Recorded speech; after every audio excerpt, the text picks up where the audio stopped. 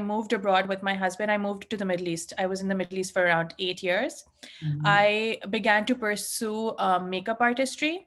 So Mhm. I started dabbling in it. It was something I was interested in. And when I became a makeup artist, that's when in my adult life, that's when I got like real exposure to women and their problems. Because, a bride is the one who is most vulnerable. It's like Mhm. her wedding day, and I'm the last person she will see before she goes to a wedding hall Mhm. and face everybody and like say yes to the man, right? So, and there's Mhm. nobody there, it's just her and her makeup artist. So I was the Mhm. one they would often share a lot of their issues with, or their apprehensions with, or say that, oh, my in-laws have been teasing us so much, they've been asking for so much jewelry, or this isn't the man I wanted to marry, I actually had a boyfriend and this is a forced marriage. I mean, you name it, and all kinds of things, all kinds of conversations would be happening there. Mhm. So I also had a Facebook group at the time, which was all about makeup and beauty and weddings. And over there, also, other than makeup and beauty, girls were also talking about issues regarding love and marriage. So I was like, why don't these women have a place to go? Why are they talking to their makeup artist? Don't they Mhm. have family? Don't they have friends? They don't have a safe space. And that's when I created Soul Sisters Pakistan, because I was like, look, we don't have a safe space, and maybe I don't have the resources to create like a physical one, but maybe we can all come together on a Facebook group and kind of Mhm. support each other and lift each other up when we need it.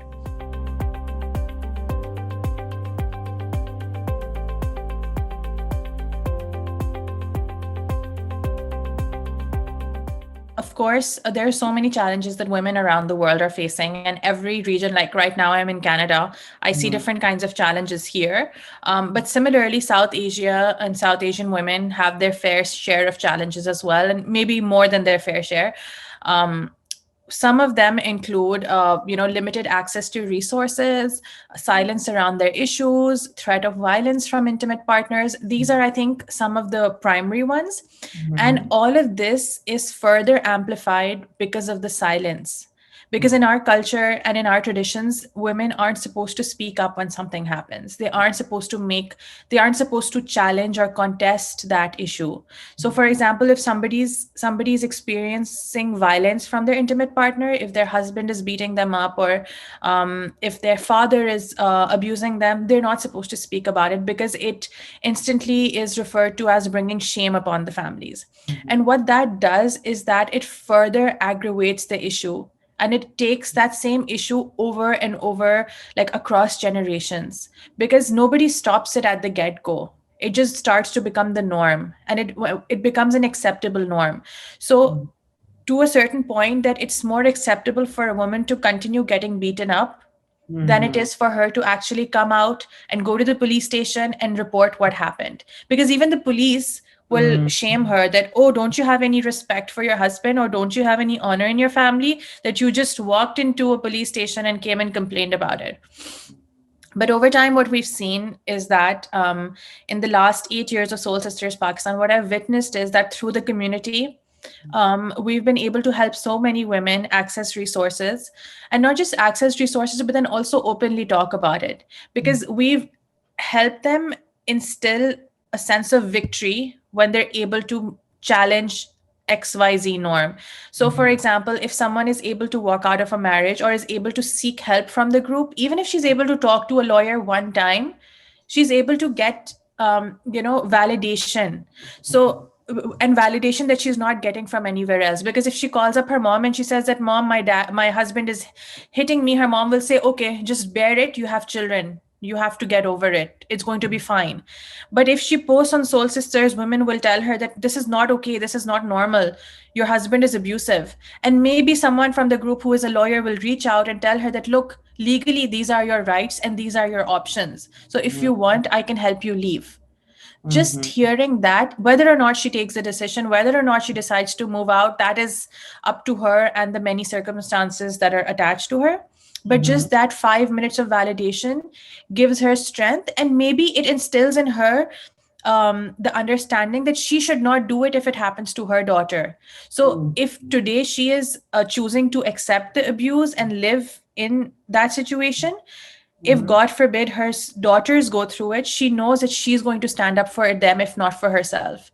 So I think that's the cycle that we are starting to break, this cycle of perpetuating abuse.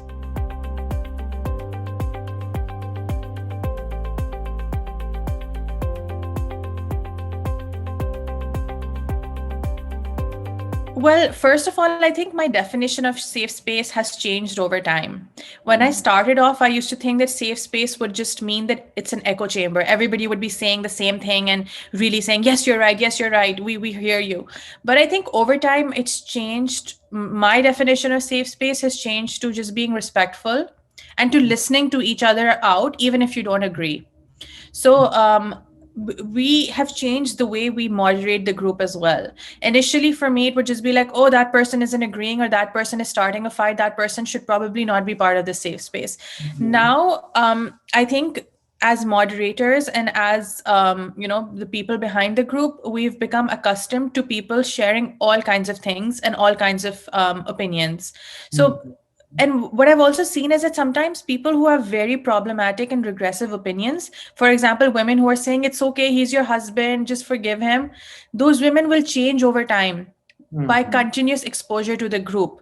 So if I remove them for one problematic statement, they might never get that chance to learn or grow. And I've also learned that most women have grown up with this mindset of allowing abuse or allowing opinions that are destructive to them for 10, 20, 30 years. And One they consider Facebook it group. as their own now, right? Yeah, and they've been conditioned to believe this way. So it's going to take years for them to unlearn all of that, to forget about that, and learn to value themselves. So I've started feeling like a safe space now means giving people that space and time to grow and learn from each other. Let there be conflict, let there be people fighting, let them fight it out, right? Let them talk it out. Give them that chance to at least understand that there is another opinion that they must listen to, even if they don't agree to it.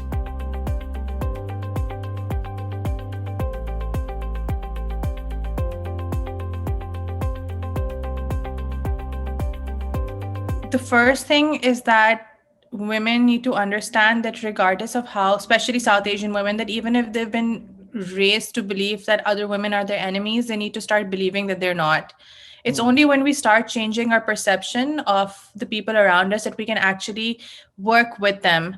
I feel like a lot of times in Pakistan, we're not taught to give other women their due space, or to understand that, the pie is big enough for everybody to share. So just kind of coming out of that mindset really is the first step towards growth. And I just feel like in this day and age, collaboration and collaborative ways to work is the best way forward. I think, of course, even as entrepreneurs, we're constantly told to make money. We're fueled by this capitalist mindset of giving returns on investment. And because of that, it creates divisions between us. It creates division between our team members. It creates hierarchies. It doesn't allow space for creativity to flourish. And when there's no creativity, there's only people who are expecting you to be like a money printing machine. It really hampers your growth even as an entrepreneur. So I would like again say that, if you can, always create that sort of boundaryless environment where anybody, even like your intern, should be able to come up to you and tell you that, hey, this is my idea. And regardless of whether or not you implement that idea, but you're giving that team member a chance to grow and potentially become something much bigger. So yeah, that would be my advice.